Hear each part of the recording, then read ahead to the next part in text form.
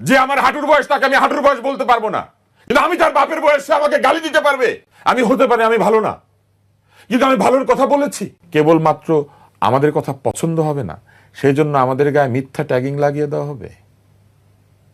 এই ট্যাগিং এর রাজনীতি তোমরা বন্ধ করতে পারবে না। আর তোমরা বলবে অতীতে খারাপ হয়েছে, আমরা ভালো করছি।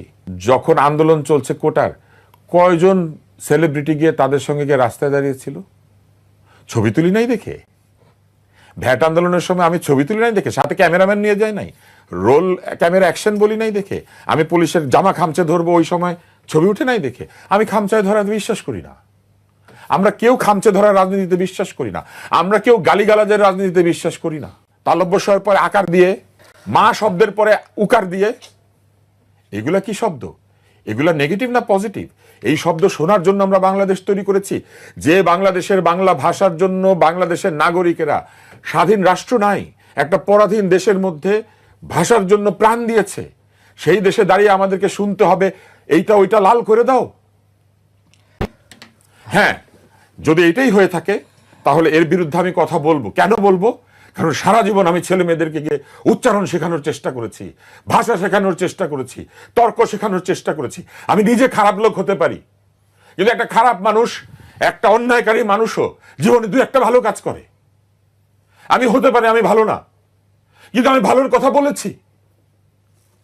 আমরা যারা ভালোর কথা বলেছি সেইটার জন্য যদি আমাদেরকে ট্যাগিং করা হয়, করেন ট্যাগ। আমি এখনো বলবো, বাংলা ভাষার জন্য যে জাতি প্রাণ দিয়েছে, যে জাতি একটা পতাকার জন্য, একটা স্বাধীনতার জন্য, নিজের ভোট দেওয়ার জন্য প্রাণ দিয়েছে, সেই জাতি এই ভাষায় কথা বলবে, আমি এটা মানবো না। করেন ট্যাগ, বলেন আমি দোষর, ঝুলান আমাকে ফাঁসিতে।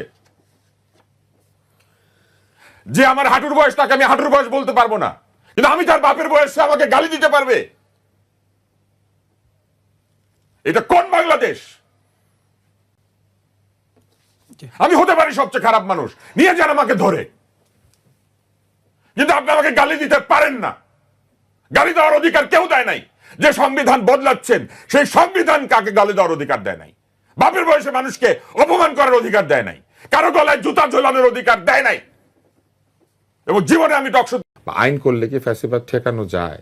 স্পেনে ফ্যাসিবাদ এসেছিল, ইটালিতেই প্রথম ফ্যাসিস্ট, মানে শব্দটা আসলে ফ্যাসিস্ট না, শব্দটা হচ্ছে ফ্যাসিস্ট। তো যাই হোক, আমরা যেহেতু ফ্যাসিস্ট বলি দন্তস্ব দিয়ে বানান করার কারণে, তো এই ফ্যাসিস্টরা যে এসেছিল, এরা ইটালিতে এসেছিল কিভাবে,